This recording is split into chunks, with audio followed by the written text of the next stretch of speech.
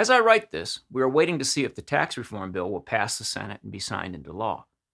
The Democrats on my feet are fit to be tied. I love that expression. To their minds, the bill is a gift to the wealthiest Americans. It's outrageous.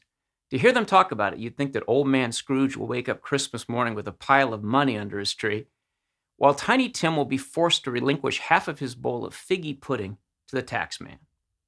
This is how the propagandists of the left always talk about taxes. Let's get one thing straight at the outset. The federal government has no money of its own, and the money it gets from taxpayers is a confiscated portion of our money. Taking less of it is not a gift.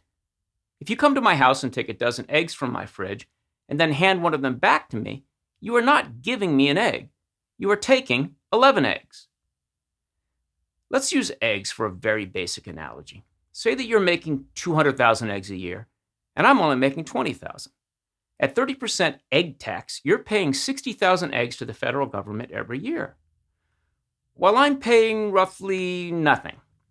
If we both get a 5% reduction, you're saving 10,000 eggs, and I'm not saving anything because 5% of nothing is nothing.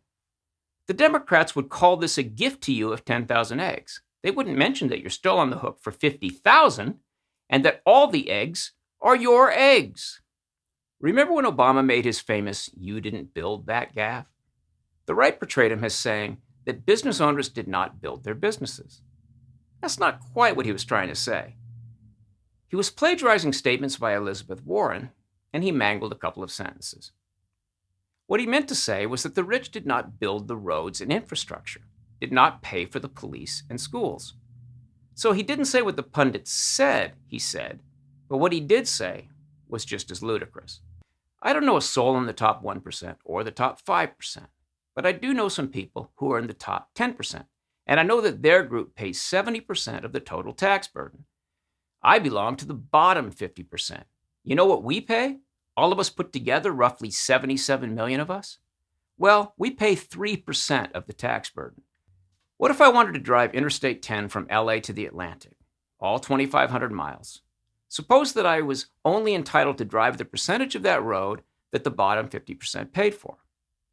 Well, I wouldn't even make it to Palm Springs.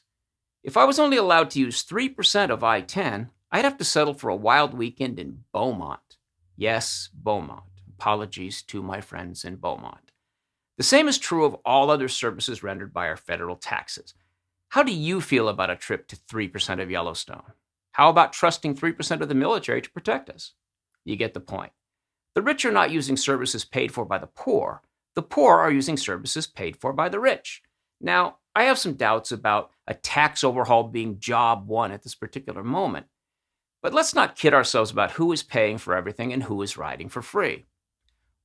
Oh, hey, if anybody in the top 1% is listening, thanks. I'm really enjoying all the stuff I didn't pay for.